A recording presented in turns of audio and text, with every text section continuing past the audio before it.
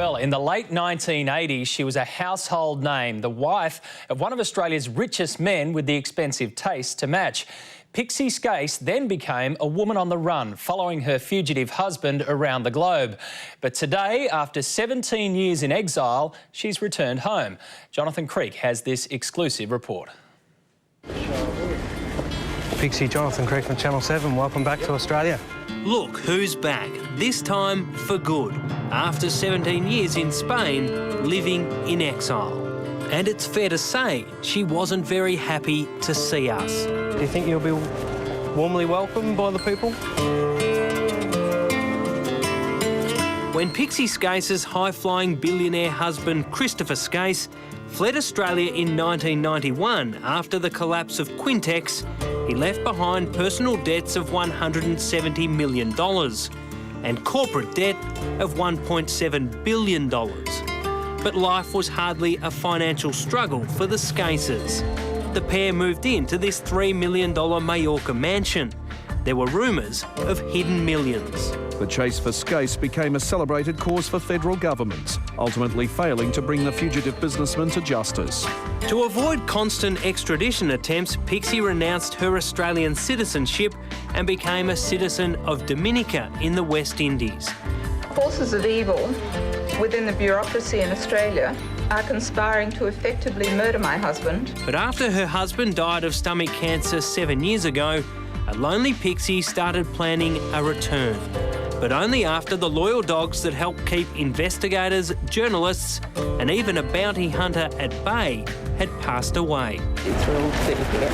In Australia, Pixie, now 67, has demons to face, mainly disgruntled investors. At Melbourne Airport today, she was hardly recognised. That will change if she starts appearing in the social pages. She's aiming to make up for lost time and planning to reunite with her 3 daughters and grandchildren.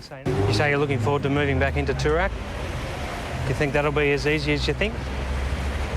And Pixie's no stranger to this place, Melbourne's exclusive suburb of Toorak. While she's boasted about living among the pages of history in Spain, it's here among old friends that Pixie again wants to call home. And it seems they're ready to have her back. Just live.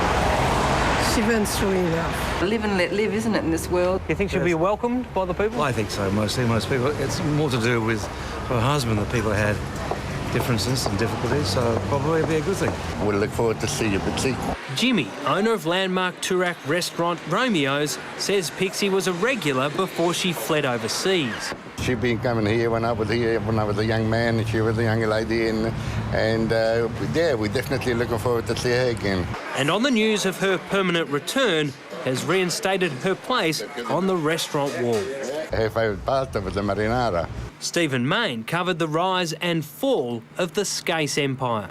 Just as Alan Bond's former wife, is worth well over $10 million with houses in Sydney and London and Perth, Pixie Skase equally has been living a life of luxury, and it's very, very cheeky to come back to Melbourne and buy again in Toorak. Because no one ever faced the consequences for such a large corporate collapse, Mayne believes Pixie, who's been reinstated as an Australian citizen, should be forced to face an inquiry to help investigators recover the missing billions. Given the $2 billion lost, it is time that someone from the Skase empire, and Pixie's the best person available, to front up, say sorry and explain where the money went and what happened. And also to explain where the money to buy her new house in Toorak has come from. A lot of people lost a huge amount of money, and Pixie Skase is still living it up as if nothing ever happened.